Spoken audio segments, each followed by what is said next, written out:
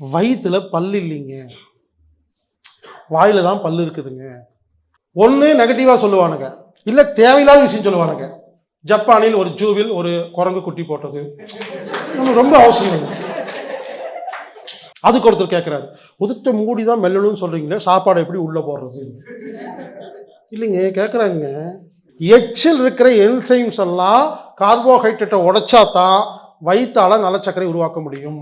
ஆக்சுவலாக நம்மளாம் சாப்பிட்டா ஜீரணமாகறதுக்கு 3 மணி நேரம் ஆகுதுல்ல, அது தப்புங்க. நான் சொல்கிற மாதிரி சாப்பிட்டா 1/2 ஹவருங்க, அதுக்கப்புறம் வயிற்றில் சாப்பாடு இருக்காதுங்க.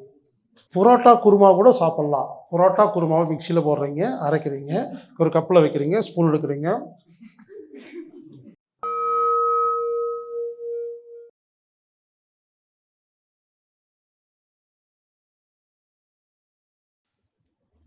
உதட்டை மூடி சாப்பிட்டா ஜீரணமாகும், உதட்டை பிரித்து சாப்பிட்டா ஜீரணம் ஆகாது.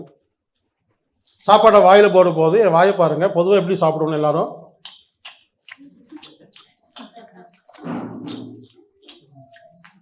இப்படி உணவை மெல்லும் பொழுது லிப்பு ஓப்பன் ஆனா ஒழுங்கா ஜீரணம் ஆகாது. உதட்டை மூடி சாப்பிட்டா ஜீரணம் ஆகுங்க. பாருங்க, சாப்பாடை வாயில போட்டு லிப் க்ளோஸ் பண்ணி சீவ் பண்ணணும். சாப்பிட்டு பாருங்க, எதை சாப்பிட்டாலும் 4 தடவை மென்னீங்கன்னா ஜீரணம் ஆயிடும். நல்லா புரிஞ்சுக்குங்க. எச்சிலில் நிறைய என்சைம்ஸ் இருக்குதுங்க. எங்க நல்ல சர்க்கரையாக மாத்துறது யாருதையும் முதல்ல எச்சில். எச்சில் இருக்கிற என்சைம்ஸ் எல்லாம் கார்போஹைட்ரேட்டை உடைச்சா தான் வயிற்றால நல்ல சர்க்கரை உருவாக்க முடியும். எச்சில் கலக்காத எல்லா உணவும் கெட்ட உணவு. இப்போ இருந்துங்க, எப்போ சாப்பிட்டாலும் இங்கே வருங்க, சாப்பாடை வாயில போடுங்க. மெல்லும் பொழுது உதட்டை பிரிக்காதீங்க.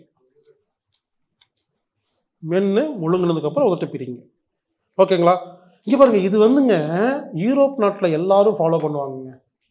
நீங்கள் பிரான்ஸ், ஜெர்மன், இங்கிலாந்து, இத்தாலி எங்காவது போங்க, இல்லை அவங்க இங்கே வராங்க இல்லையா, சாப்பிடும்போது வாயை பாருங்க, யாருமே லிப் ஓப்பன் பண்ண மாட்டாங்க. நீங்க பேசிட்டு கூட இது நான் சும்மா சொல்லிங்க. யூரோப் நாட்டில் இருக்கிற கல்வி பள்ளிக்கூடத்தில் சொல்லிக் கொடுக்குற பாடம் தான் லிப்ஸை க்ளோஸ் பண்ணி சாப்பிடுங்க. நான் ஏன் இவ்வளோ கோபமாக இருக்கிறேன்னா, அந்த யூரோப் கம்பெனி மருந்து மாத்திரை தான் இங்கே மருந்து விற்கிது. எவனமோ குட்டி குட்டியாக நிறைய எழுதி வச்சிருக்கானுங்களே, ஒரு இடத்துலையாவது உதட்ட மூடி சாப்பிட்டு எழுதினானுங்களா? புரிஞ்சுங்களா? அவங்க அவங்க அவங்க குடும்பத்துக்கு ஃபாலோ பண்ணிட்டு வியாபாரத்துக்கு நம்மளை கெடுக்கிறது எனக்கு பிடிக்கலைங்க. நீங்க எங்க போய் பாருங்க, ஸ்கூல்லிங்க ஜெர்மன் இருக்கிற ஸ்கூல்ல யாராவது உதட்டை பிரிச்சு சாப்பிட்டா டீச்சர் வந்து திட்டுவாங்க. நீங்க எந்த ஹோட்டல்ல போய் பாருங்க, இல்லை இங்கிலீஷ் படம் பாருங்க, அதில் சாப்பிடும்போது யாரும் உதட்டை பிரிக்க மாட்டாங்க. பாருங்க, எவ்வளோ சின்ன விஷயங்க. அரசாங்கம் இவ்வளோ விளம்பரம் பண்ணுது, இவ்வளோ பண்ணுறாங்க இல்லைங்களா? எல்லா டிவிலையும் உதட்ட மூடி சாப்பிடலாம், நோய் குணமாயிருமா இல்லைங்களா? டாக்டர் வரவங்கிட்ட சொல்லாமா இல்லையா? இதாங்க நான் ஆதங்கங்க. இப்போ இருந்து உதட்டை மூடி சாப்பிடுங்கள். அதுக்கு ஒருத்தர் கேட்குறாரு, உதட்டை மூடி தான் மெல்லணும்னு சொல்கிறீங்களே, சாப்பாடு எப்படி உள்ளே போடுறது? இல்லைங்க, கேட்குறாங்க, சாப்பாடு போடுறதுக்கு பிரிச்சுக்குங்க, அதுக்கப்புறம் மூடி சாப்பிடுங்க. நேற்று ஒரு மெயில், கஞ்சி சாப்பிடும்போது முதல்ல கஞ்சி வாயில போட்ட, பொரியல் சாப்பிட்றதுக்கு வாயை திறக்கலாமா வேண்டாமா? கஞ்சி முதல்ல சாப்பிடுங்க, பொரியல் அப்பளம் சாப்பிடுங்க, 2 எழுத்து சாப்பிடுங்க, இல்லை கொஞ்சம் வாயில் திறந்து உள்ள போட்டுக்க, ஒன்றும் ஆகாது. அவ்வளோ கேள்வி வருது. இங்க பாருங்க, சாப்பிடும் பொழுது இப்ப இருந்து உதட்ட மூடி மென்னு பாருங்களேன், சீக்கிரமா ஜீரணம் ஆயிருதுங்க. அது மருந்தா மாறுதுங்க. என்னங்க, இவ்வளவுதாங்க. 3 உதட்ட மூண்டா பத்தாதுங்க, நன்றாக மென்று கூழ் மாறி அரைத்து எச்சில் கலந்து சாப்பிட வேண்டும். மெல்லணும், எச்சில் கலக்கணும், கூழ் மாதிரி ஆக்கணும். குண்டு குண்டா எதுவும் உள்ள போயிடக்கூடாது. ஒரு புரோட்டாவோ சப்பாத்தியோ பூரியோ வாயில போட்டா அது ஒரு பீஸ் உள்ள போயிடக்கூடாது. வாயில போட்டு பற்களால் நன்றாக மென்று எச்சில் கலந்து சுவை ரசித்து அது கூழ் மாதிரி ஆகணும். ஒன்று சொல்லட்டுங்களா? இங்கே பாருங்க, சிம்பிளா சொல்றேங்க. வயிற்றுல பல்லு இல்லைங்க, வாயில தான் பல்லு இருக்குதுங்க. நீங்க குண்டு குண்டா முழுங்கினா உங்க வயிறு உங்களை பார்த்து திட்டுங்கன்னே திட்டும். ஏய், எங்கிட்ட என்ன பல்லா இருக்குது, மேலதானே இருக்குது, அது எதுக்கு வச்சிருக்கிற, அது மென்னு அனுப்ப வேண்டியதானே நம்மளை திட்டுங்க. பல்லு இருக்கிறது சாப்பாட்டை மெல்றதுக்கு தாங்க. ஆனா நம்ம நாக்குல பல்ல போட்டு பேசுறதுக்கு யூஸ் பண்ணிட்டு இருக்கோம். பல்லோட வேலை என்ன சொல்லுங்க? பல்லு எதுக்கு இருக்கு? ஒரே வேலை தான், சாப்பாட்டை அரைக்கிறதுக்கு தானே. அதுவே பண்ணாம இருக்குங்க. நம்ம பல்லு எவ்வளவு கடினம் தெரியுங்களா? அப்படியே அரைக்குது இல்லையா? வயிறு யோசிச்சு பாருங்க, வயிற்றுக்குள்ள பல்லு இருக்கா? அது சதை தானே. வயிறுக்கு உதவி செய்ய வேண்டும் என்றால் பல்லுக்கு வேலை கொடுங்கள். என்ன வேணா சாப்பிடுங்க, பல்லுக்கு நல்லா அரைச்சிட்டிங்கன்னா, உண்மையிலே சொல்றேங்க. ஆக்சுவலா நம்மளாம் சாப்பிட்டா ஜீரணமாகறதுக்கு 3 மணி நேரம் ஆகுதுல்ல, அது தப்புங்க. நான் சொல்ற மாதிரி சாப்பிட்டா 1/2 an hourங்க, அதுக்கப்புறம் வயிற்றுல சாப்பாடு இருக்காதுங்க. 8 மணிக்கு சாப்பிட்டா நல்லா அரைச்சு சாப்பிட்டீங்க, 8:30 மணிக்கு வயிறு காலியாகி ஃப்ரீ ஆயிருவீங்க. பல்லு இல்லாதவங்க என்ன பண்ணணும்னா, நீங்க புரிஞ்சுக்குங்க. பல்லு இல்லாதவங்க நீங்க சாப்பிட வேண்டிய பொருளை எல்லாம் மிக்சியில போட்டு அரைச்சு, குழந்தை எப்படி, பல்லு இல்லாத குழந்தை எப்படி சாப்பிடுது, கூச்சமே படாம மிக்சியில போட்டு அரைச்சு வச்சுக்கிட்டு ஸ்பூன்ல எடுத்து வாயில போட்டு வாயில கொஞ்ச நேரம் அதக்கணும். அந்த எச்சில் கலந்து சுவையை ரசிச்சுட்டு அப்புறம் முழுங்கணும். புரோட்டா குருமா கூட சாப்பிடலாம். புரோட்டா குருமாவை மிக்சியில போடுறீங்க, அரைக்கிறீங்க, ஒரு கப்பில் வைக்கிறீங்க, ஸ்பூன் எடுக்கிறீங்க. இங்க தமாசு இல்லைங்க. கால் உடஞ்ச கை குச்சி உண்டு நடக்கிறமா இல்லையா? அதே மாதிரிதான். பல்லு இல்லையா, கையில் நல்லா பிணைங்க, சாப்பாட்டை நல்லா கையிலேயே பிணைஞ்சிருங்க, கூழ் மாதிரி. சிம்பிள்ங்க. பல்லு இல்லாத குழந்தைகளுக்கு எப்படி சாப்பிடுவாங்களோ அதுதான் உங்களுக்கு.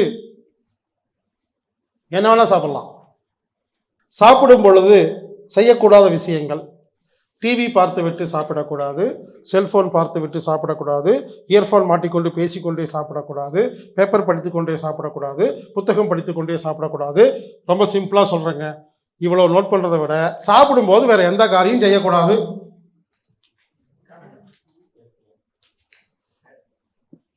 சாப்பிடும்போது டிவி பார்த்தா என்ன ஆகும்?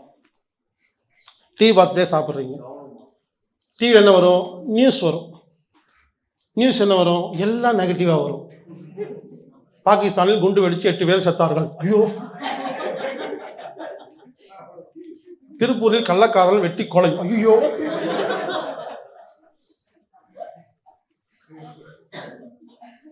யோசிச்சு பாருங்க, எல்லா நியூஸும் நெகட்டிவ் நியூஸ். இந்த டிவிக்காரங்களுக்கு நல்ல விஷயம் கண்ணிலேயே படாது. ஊர்ல எவ்வளவோ நல்ல விஷயம் நடக்குங்க, எதுவுமே வராதுங்க.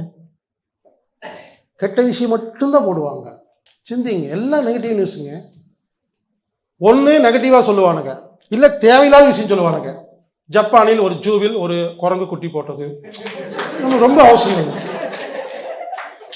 எல்லா நியூஸுமே ஒன்று நெகட்டிவாக இருக்கும், இல்லை தேவையில்லாத இருக்கும். அப்போ அதை பார்த்துட்டு சாப்பிட்டா சாப்பாடு உருப்படுமா? உணவு மருந்துங்க. இல்லை செல்ஃபோன் வச்சுட்டு பார்த்துட்டு அப்படியே பழப்பு எல்லாருங்க. சில பேர் அப்படிதாங்க, காலைல எந்திரிச்சுன்னு பார்த்துட்டே இருக்கிறது, அப்படியே பல்லு விளக்கிட்டு பார்த்துட்டே இருக்கிறது, அப்படியே பாத்ரூம்ல போய் பார்த்துக்கிட்டே இருக்கிறது, அப்படியே குளிச்சுட்டு பார்த்துட்டே இருக்கிறது, அப்படியே இது போயிட்டு இருக்குங்க. சாப்பிடும்போது செல்ஃபோன் பார்க்கக்கூடாதுங்க. ஃபோன் வந்து எடுக்காதீங்க. அப்படி ஒன்றும் பெரிய முக்கியமான விஷயம் அப்புறமா பேசலாம். அப்படி ரொம்ப அர்ஜென்ட்லாம் ஒன்றும் கிடையாதுங்க. நான் கேட்குறேன், செல்ஃபோன் வந்தனால தான் அர்ஜென்ட்டு. ஏங்க, செல்ஃபோன் இப்போ தாங்க வந்துச்சு. இதுக்கு முன்னால் பேஜரு, அதுவும் இப்போ தான் வந்துச்சு. அதுக்கு முன்னால் யோசிச்சு பாருங்க, யாராவது வீட்டில் செத்தா இன்ஃபர்மேஷன் சொல்கிறதுக்கு செல்ஃபோன் நான் பார்த்துருக்கேங்க. 10 பேர், ஏய் நீ கரூரில் போய் சுற்றிட்டு சொல்லிடு, சென்னையில் போய் பஸ்ஸில் கிளம்புவாங்க. பாண்டியராஜ் ஒரு படத்தில் போன மாதிரி கிளம்பி போவாங்க. போயிட்டு வெயிட் பண்ணுவாங்க. இல்லைப்பா கரூர் போனால் என்னாச்சு தெரியாதுங்க, எப்போ வராங்கன்னு தெரியாதுங்க. அது இப்போ நம்ம காலத்தில் நடந்துச்சா இல்லையா? அப்போ அதுக்கு இப்போ செல்ஃபோன் வந்திருக்கு இல்லையா, நம்ம சாப்பிட்டு முடிச்சு எடுத்தால் ஒன்றும் குடிமொழிக்கு போகாது. அப்படி ஒன்றும் பெரிய ரொம்ப இல்லைங்க. ஒரு 10 நிமிஷம் கழிச்சு எடுத்து பேச போகிறோம், அவ்வளோதானே. சாப்பிடும்போது செல்ஃபோன் பேசக்கூடாது. சாப்பிடும்போது புக்கு படிக்கக்கூடாதுங்க. புக்கு படிச்சுட்டே சாப்பிடுவாங்க, பேப்பர் படிச்சுட்டே சாப்பிடுவாங்க. அதான் சிம்பிளாக சொல்லட்டுங்களா, சாப்பிடும் பொழுது மருந்து, சாப்பிடும் பொழுது வேற எந்த காரியமும் செய்யக்கூடாது. முடிந்தவரை சம்மணமிட்டு அமர்ந்து சாப்பிட்டால் நல்லது.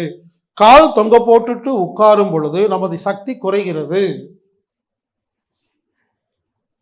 சம்மணமிட்டு அமரும் பொழுது சக்தி அதிகமாகிறது. குறிப்பா சம்மணமிட்டு சாப்பிடும் பொழுது ஜீரணம் நன்றாக நடக்கிறது.